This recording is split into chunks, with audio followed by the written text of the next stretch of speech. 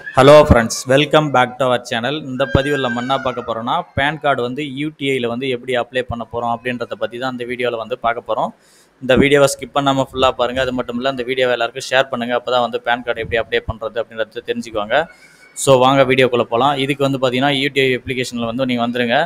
So நீங்கள் வந்து டேரெக்டாக யூடிஐ அப்ளிகேஷன் வந்தோடனே உங்களுக்கு வந்து பார்த்தீங்கன்னா நியூ பேன் அப்படின்னு இருக்கு பாருங்க. ஸோ அந்த ஆப்ஷன் நீங்கள் கிளிக் பண்ணால் போதும். பேன் அப்ளிகேஷன் அப்படின்னும் போது அதில் அப்படியே ஸ்க்ரஷரை வச்சிங்கன்னா உங்களுக்கு PAN application for allotment of PAN கொடுத்துருக்காங்க பாருங்கள். ஸோ இந்த ஆப்ஷனை வந்து கிளிக் பண்ணுங்கள். ஸோ ஃபஸ்ட் ஆப்ஷனை கிளிக் பண்ணிட்டுனா உங்களுக்கான யூடிஐ அப்ளிகேஷன் ஃபார்ம் வந்து ஓப்பன் ஆகும். ஃபார்ம் 49A வந்து ஓப்பன் ஆகும். ஸோ இதில் வந்து ஓகே அப்படின்ற ஆப்ஷனை வந்து நீங்கள் கிளிக் பண்ணிங்க. இதில் வந்து ஃபிசிக்கல் மோட் அப்படின்னு இருக்கு பாருங்கள். ஸோ அந்த ஆப்ஷனை வந்து நீங்கள் கொடுத்துக்குங்க. ஸோ இது ரெண்டு வேண்டாம், ஃபஸ்ட்டு இருக்க ஃபிசிக்கல் மோடே கொடுத்துக்குங்க. அதுக்கு நெக்ஸ்ட்டு பாருங்கள், செலக்ட் ஸ்டேட்டஸ் ஆஃப் அப்ளிகேஷன் கொடுத்துருக்காங்க பாருங்கள். இதில் வந்து பார்த்தீங்கன்னா இண்டிவிஜுவல் அப்படின்ற ஆப்ஷனை வந்து நீங்கள் வந்து கொடுத்துக்குங்க. ஸோ நெக்ஸ்ட்டு பாருங்கள், நீங்கள் வந்து ஒரு என்ஆர்ஐ கேட்டகரியான்னு கேட்டிருக்காங்க. ஸோ இதில் வந்து நீங்கள் வந்து பார்த்தீங்கன்னா நம்ம வந்து என்ஆர்ஐ கேட்டகரி வர மாட்டோம். ஸோ நோ அப்படின்ற ஆப்ஷன் வந்து கொடுத்துக்குங்க.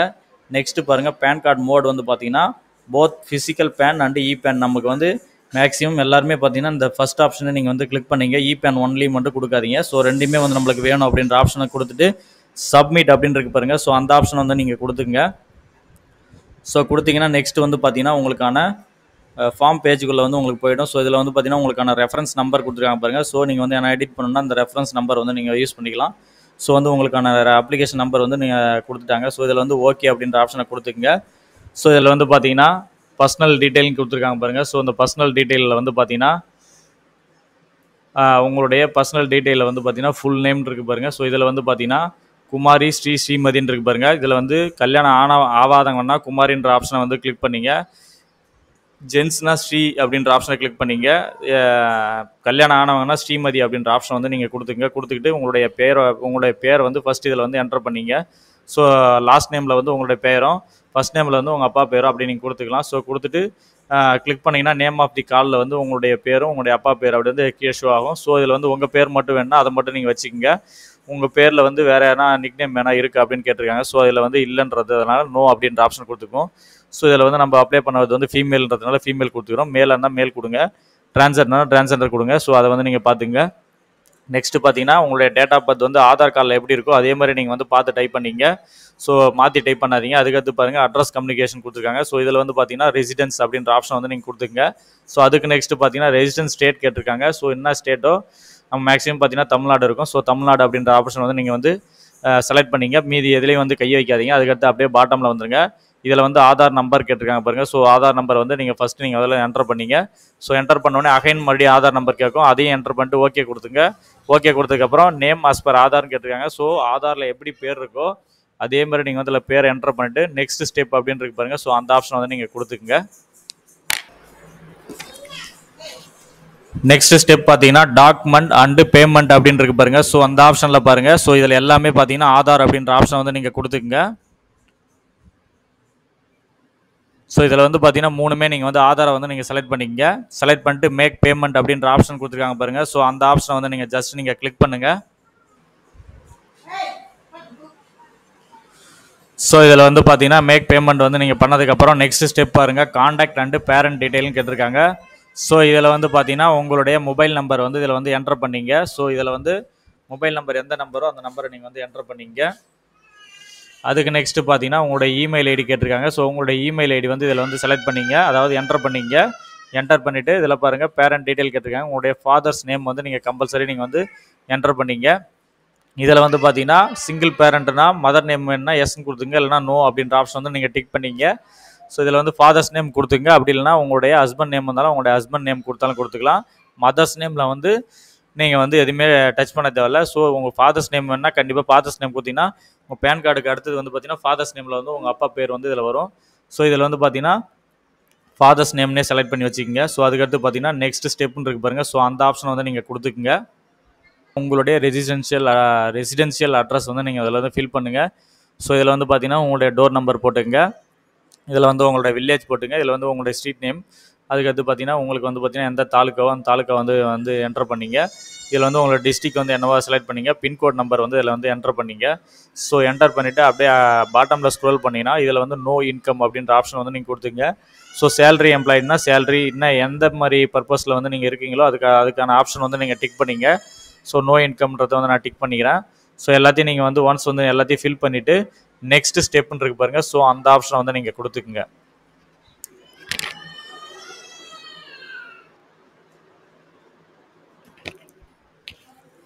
ஸோ கொடுத்ததுக்கப்புறம் பார்த்தீங்கன்னா உங்களுக்கான ப்ளீஸ் செக் ஏஓ கோட் டீட்டெயில்ஸ்னு கேட்டிருக்காங்க. ஸோ அதர் டீட்டெயில்ஸில் வந்து பார்த்தீங்கன்னா இந்த டீட்டெயில்ஸ் வந்து ஆல்ரெடி வந்து அதிலே வந்து ஷோ ஆகும். இதில் வந்து பார்த்தீங்கன்னா அப்படியே பாட்டமில் ஸ்க்ரோல் பண்ணிட்டே வாங்க. ஸோ இதில் வந்து பார்த்தீங்கன்னா மேலே எதுவுமே நீங்கள் வந்து ரீட் பண்ண தேவையில்ல, ரைட் பண்ண தேவையில்ல. ஸோ இதில் வந்து அப்படியே பாட்டமில் வந்தீங்கன்னா ஹிம் செல்ஃப் ஹர் செல்ஃப்னு இருக்கு பாருங்கள். ஸோ அதை செலக்ட் பண்ணிங்க. செலக்ட் பண்ண உடனே உங்களுடைய வெரிஃபையர் நேம் வந்துடும். ஆதிலக்ஷ்மி அப்படின்றது வந்து நீங்கள் வந்து கரெக்டாக இருக்கா அப்படின்ற ஒன்ஸ் வந்து நீங்கள் செக் பண்ணிங்க. ஸோ ஸ்பெல்லிங்லாம் கரெக்டாக இருக்கா அப்படின்றத வந்து நீங்கள் செக் பண்ணிங்க.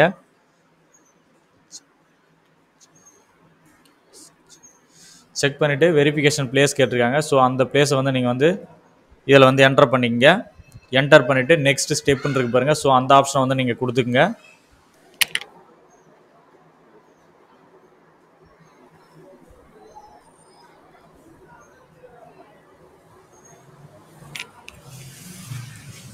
ஸோ கடைசி ஸ்டெப் பார்த்தீங்கன்னா டாக்குமெண்ட் அப்லோட்னு கேட்டிருக்காங்க. ஸோ இதில் வந்து பார்த்தீங்கன்னா அப்படியே அகைன் வந்து பாட்டமில் வந்துருங்க.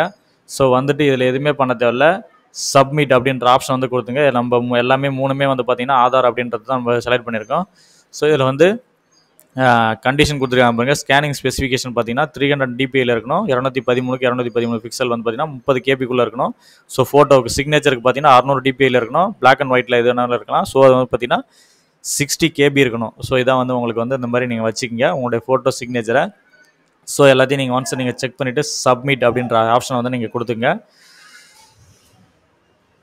ஸோ சப்மிட் கொடுத்தீங்கன்னா உங்களுக்கான பேன் அப்ளிகேஷன் அக்னாலஜ்மெண்ட் ஸ்லிப் வந்து உங்களுக்கு வந்துடும். ஸோ அந்த ஸ்லிப் வந்தோடனே டவுன்லோட் பிடிஎஃப் ஃபார்ம் இருக்கு பாருங்கள். ஸோ அந்த ஆப்ஷன் வந்து நீங்கள் கொடுத்துங்க. உங்களுக்கு இந்த பிடிஎஃப் ஃபார்ம் பார்த்தீங்கன்னா உங்களுக்கு இந்த மாதிரி தான் இருக்கணும். ஸோ உங்களுக்கான பேன் அப்ளிகேஷன் அக்னாலஜ்மெண்ட் வந்து ஒரு பேஜில் வந்து ஃபஸ்ட் பேஜில் வந்து நீங்கள் வந்து வச்சு ஸ்கேன் பண்ணிங்க. அதுக்கடுத்து பார்த்தீங்கன்னா நெக்ஸ்ட்டு பார்த்தீங்கன்னா உங்களுக்கான அப்ளிகேஷன் வந்து கொடுத்துருப்பாங்க. அந்த அப்ளிகேஷன் வந்து பிரிண்ட் அவுட் எடுத்து உங்கள் கஸ்டமரோட ஃபோட்டோஸ் வந்து டபுள் சைடு ஓட்டிட்டு அவங்களுடைய அதாவது அவங்களுடைய சிக்னேச்சர் வந்து இதில் வந்து கையெழுத்து போட சொல்லுங்கள். அதில் கையெழுத்து போட்டு பாட்டமில் ஒரு கையெழுத்து போடணும்.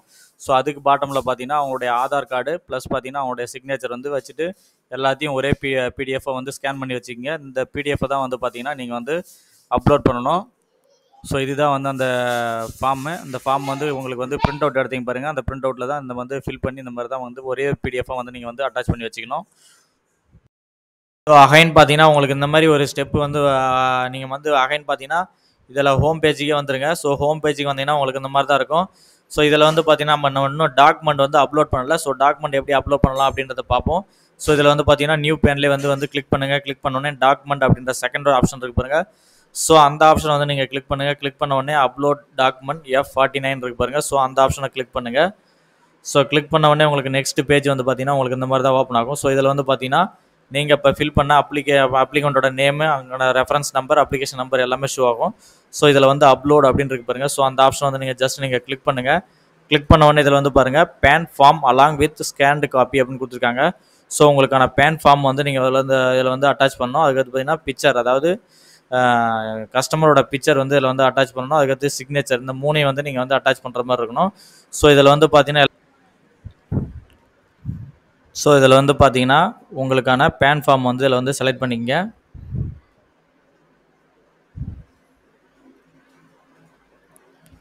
ஓப்பன் அப்படின்ற ஆப்ஷன் கொடுத்துங்க. ஸோ கொடுத்த உடனே உங்களுக்கான இது வந்து பார்த்தீங்கன்னா சப்மிட் அப்படின்ற கேட்குறாங்க. ஒரு சப்மிட் கொடுத்துங்க.